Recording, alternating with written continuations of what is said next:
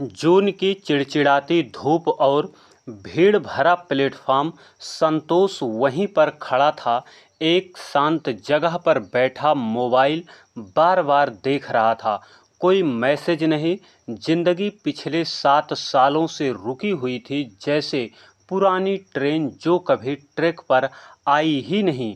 तभी भीड़ में उसकी नज़र एक चेहरे पर जा रुकी, वो चेहरा जिससे उसे हमेशा प्यार रहा, वो चेहरा जो उससे 7 साल पहले जुदा हुआ था। प्रतिमा। उसके चेहरे पर थकान थी, पर आंखों में वही पुरानी नरमी। उसके साथ एक छोटा बच्चा था, 7 साल का मासूम सा, कंधे पर छोटा बैग लटकाए हैं।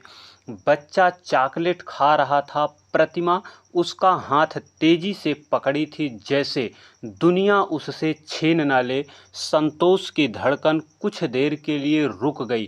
वो वहीं पर खड़ा रह गया, ना आगे की ओर चला, ना पीछे हटा।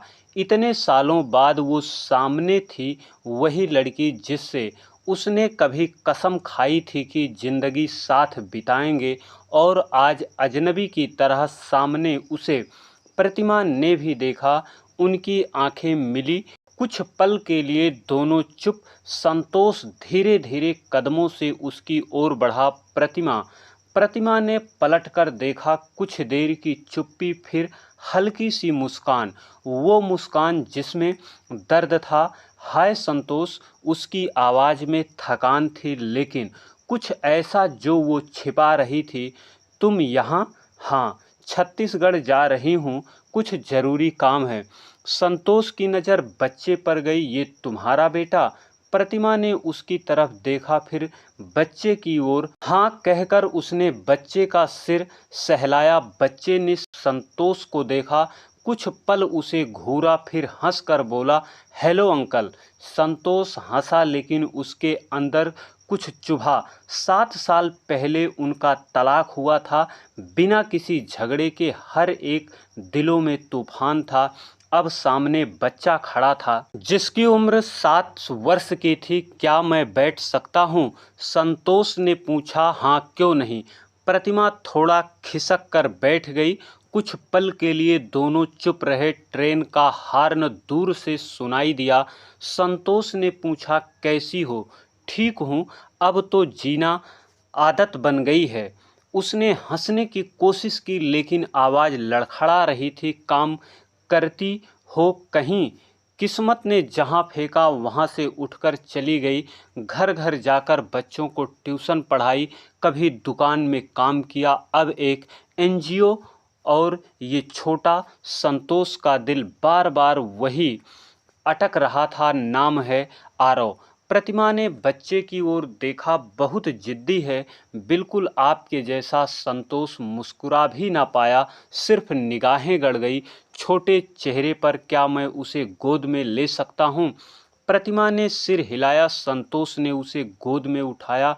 बच्चा झिझका नहीं। उसने संतोष के शर्ट में लगी कलम से खेलना शुरू कर दिया।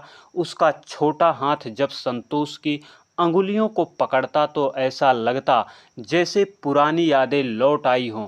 कुछ ही देर में संतोष ने सीधा प्रश्न किया, प्रतिमा, क्या ये मेरा बेटा है? प्रतिमा चुप रही। अगर है तो क्यों नहीं बताया? अगर नहीं है तो क्या ये सब एक संयोग है?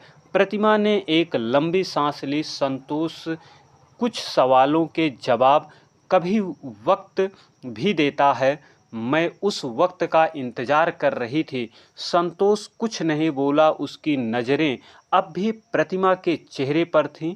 प्रतिमा बोली, जिंदगी हमें वह देती है जिसे हमें ज़रूरत होती है, ना कि हम जो चाहते हैं। संतोष बोला, मैं अब भी चाहता हूँ। प्रतिमा ने चौंक कर उसकी तरफ देखा। वह जल्दी से बोली, नहीं। संतोष ने आंखें झुका ली। उस जिंदगी को जो मैंने खो दी। उसी समय अनाउंसमेंट हुआ, कुछ ही देर में इंदौर एक्सप्रेस प्लेटफॉर्म नंबर 5 पर आएगी। प्रतिमा खड़ी हो गई। बच्चा गोद से उतरकर माँ का हाथ पकड़ने लगा।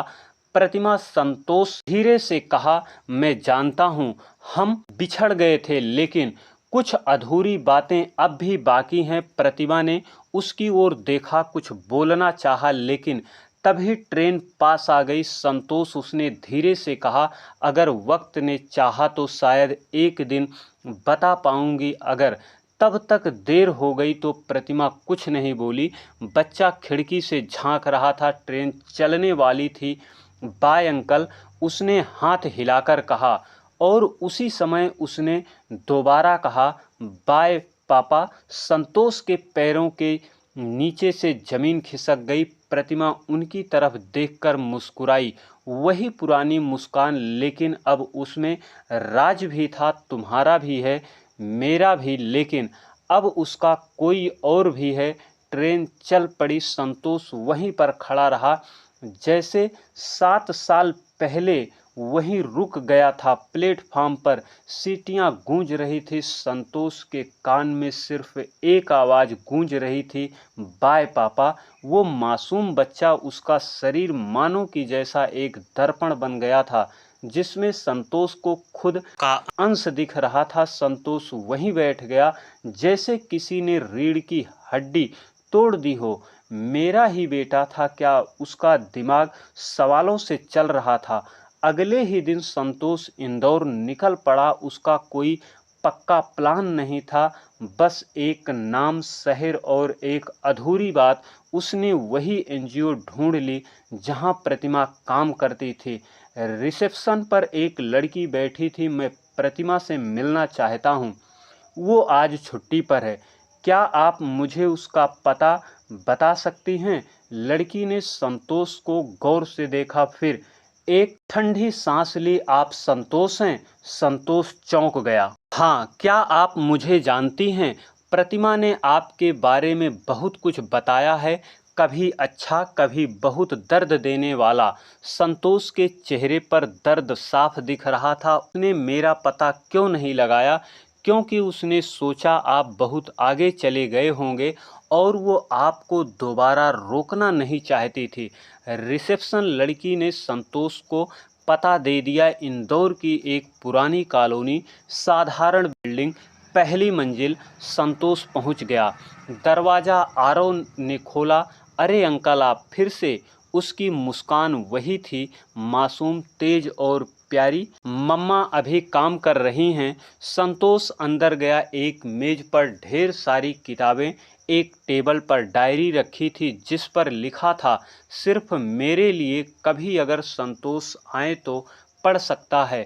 संतोष कांपते हाथों से डायरी उठाता है। 20 मई 2018। संतोष से तलाक हुए आज 4 महीने हो गए। मुझे आज पता चला मैं माँ बनने वाली हूँ, लेकिन ये खबर बताने के लिए कोई नहीं है।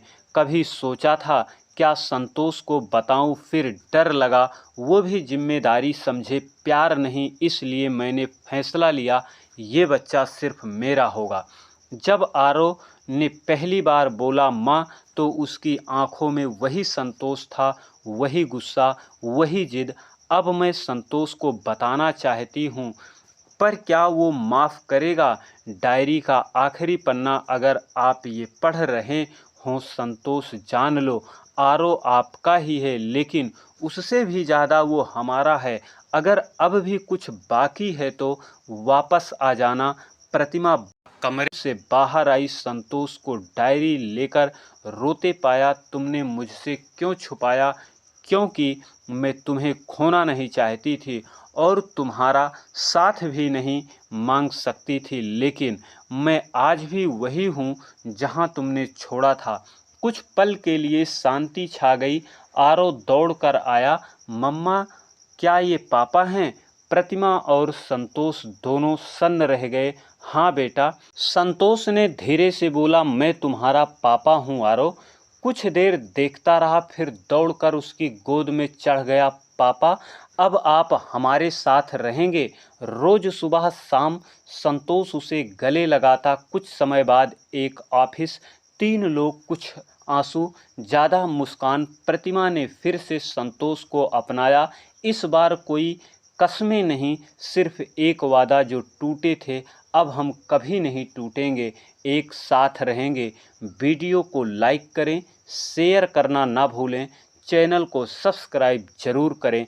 जय हिंद, जय भारत।